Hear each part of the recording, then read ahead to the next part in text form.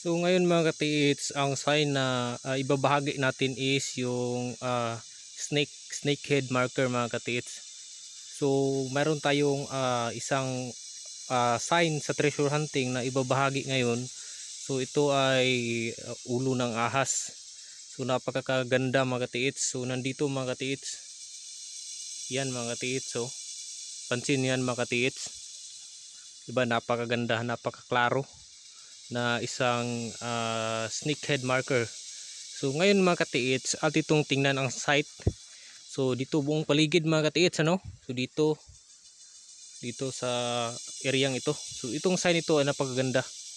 So ito yung sign na ating ngayon na i-discover, tapos quick remapping dito sa areang ito, mga possible na mga sign na kung saan may mga tinuturo mga katiits.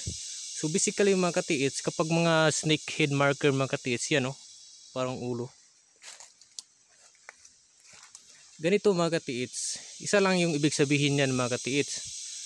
Pointing to the object. So nandoon. So maybe nandan sa creek. Creek kasi yan mga katiits eh. Tapos dito sa kanyang unahan, meron ditong nakapile na malalaking bato. Tapos may mga hugis na kakaiba. So may mga bilog na makikintab. So ito yung maganda dito. Yan o. So ngayon at itong tingnan, itong paligid to, isa-isahin natin itong mga batong ito. And then kayo nang bahala mag-comment sa inyong makikita dito mga katiits, sa ating ibabahagi ngayon nga sign. Alright? So itong snake. Ito yung unahin natin mga katiits. So kung mapapansin natin ay napakaklaro. Meron siyang nguso, tapos mata. Yan napakaklaro. Nasa diyang ginawa. Tapos dito nakalagay sa may puno. Alright. So napakaklaro. Tapos dito mga katiits yan, yung mga batong yan, yung makikita nyo. Doon sa may baba, nagtaka ako mga katiits. Kasi para siyang ipinail. Nakapile siya mga katiits. So parang may dito sa ilalim, parang mayroong silang tinatago dito. Dito nakapile lang to mga katiits. Ito malalaking bato. Yan, nakapile lang yan. Atin yung titingnan mamaya. So unahin mo natin dito. So tingnan natin ang malapitan. So dito sa likod mga katiits, hindi siya klaro. Hindi siya snake head. Para lang siyang mga normal. Pero dito sa may baba, kung dito tayo titingin, ay klarong klaro. Alright? Yan oh, di ba? Oh. Ito yung isa sa pinaka magandang sign sa treasure hunting na yung inyong makikita mga katiits, kasi ganitong klaseng sign ay sigurado itong mga katiits meron talaga itong nakabaon dito. Ganito mga katiits, itong klaseng sign, snake. Kasi maraming snake kasi mga katiits eh. May mga snake na nahukay sa 5 feet or 10 feet, 5 meters, ganun mga katiits. Kaso yung hugis ng snake ay hindi klaro, parang siyang bato. So dito klarong klaro na ito ay ulo.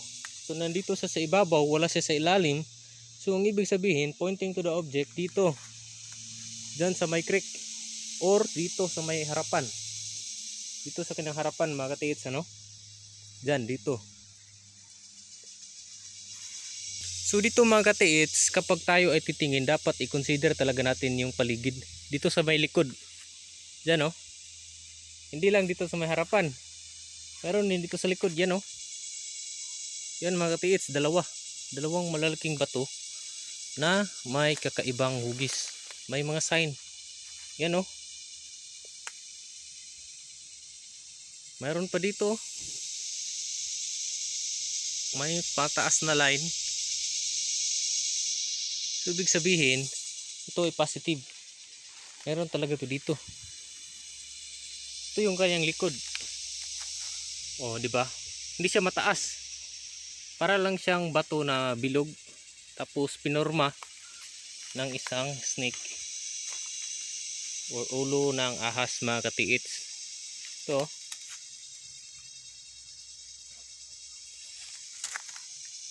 Tulong kaning ilalim nguso. Klarong-klaro, di ba? Tapos mata. Napakalalim. Malalim to mga katiits. Ito ay isang legit na sign ng isang Yamashita treasure. Alright. Ito yung harapan. So para lang siyang box. O yan o. Isa lang siyang parang nulmar na box. Dito yung kanyang likod. O, nakabox lang siya mga katiits dito. Nakabox lang. Pero pag dito tayo sa harapan, ito yung kanyang puruma. Alright. So proceed tayo dito. So 5 meters. Mga katiits ano? Halimbawa 5 meters. Dito natin matatagpuan tong mga batong nakapile.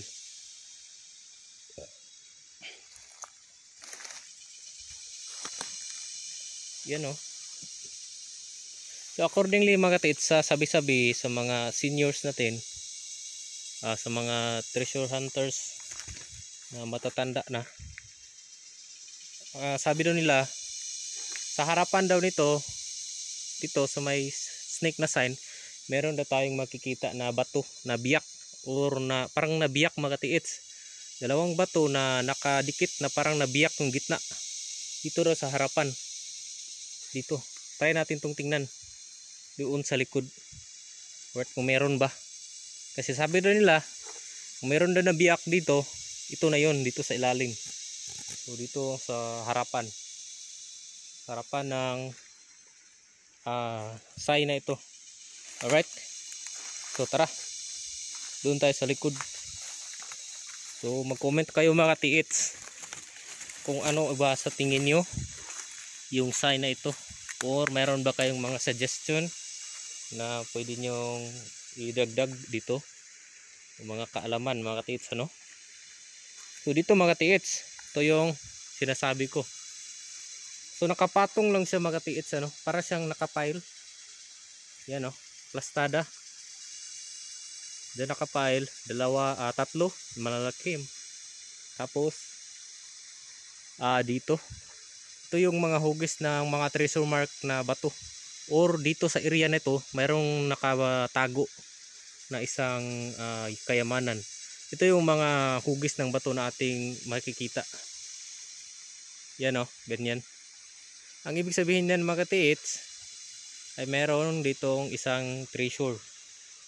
Kasi mga treasure mark na bato yan mga katiits eh. Tao yung gumawa niyan para magsisilbing palatandaan. Right? Kasi kapag dito lang tayo titingin, ito yung daan.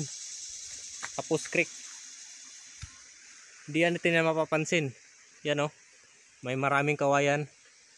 Tapos pag dito tayo, ang ating makikita is ito. Yan. So ibig sabihin kapag makita natin yan, mayroon doong mga sign sa may likod. Alright.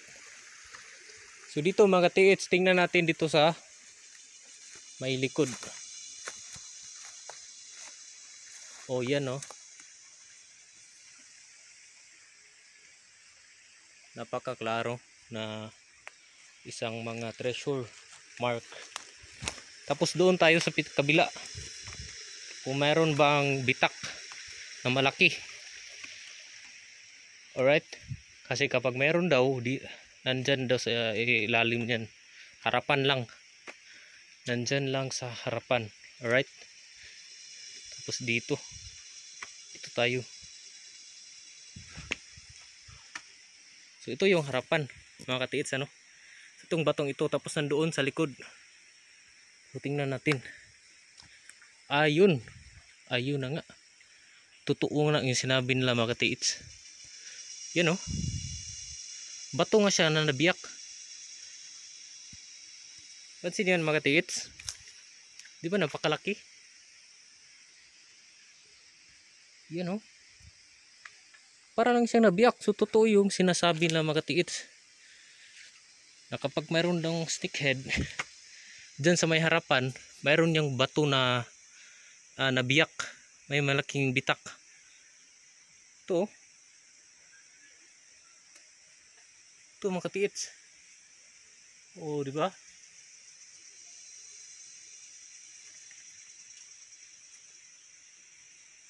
So ibig sabihin, nandito lang. May butas pa dito, parang nag-sink. No, pansin yan. Para siyang nag-sink sa ilalim. Nagkaroon ng maliit na butas. Alright. Tapos dito, itong kinatatayuan ko, kakaiba yung ground. Matigas. Para itong mga masa na simento. Ito.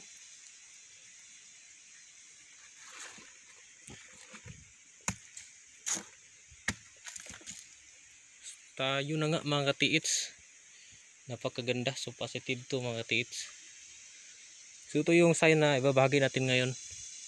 So mag-comment kayo mga katiits kung ano ba sa tingin nyo. Ay, napakaganda. Mayroon talaga ditong bitak oh, na malaki. Malaki talaga siya mga katiits.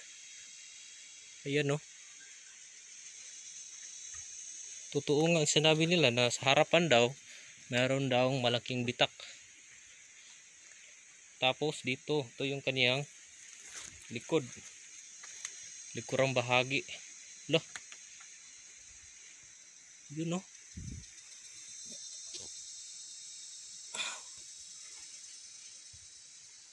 Tapos dito may dot, malaking dot. Lalim, yan oh. Makintab. So napakaganda. So mag-comment kayo mga katiits. At paki-like na rin if you like this video. Then mag-subscribe kayo mga katiits. Dito yung kanyang gilid. Ito.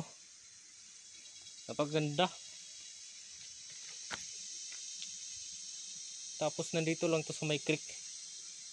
Basically kapag creek mga katiits, dito talaga may mga gandang sign tayo na makikita ano, sa may creek. So yun lang mga katiits. Huwag nyo kalimutan mag-subscribe para ma-update ka sa ating panibagong video. Alright, so maraming salamat sa inyong panonood and God bless us all mga katiits.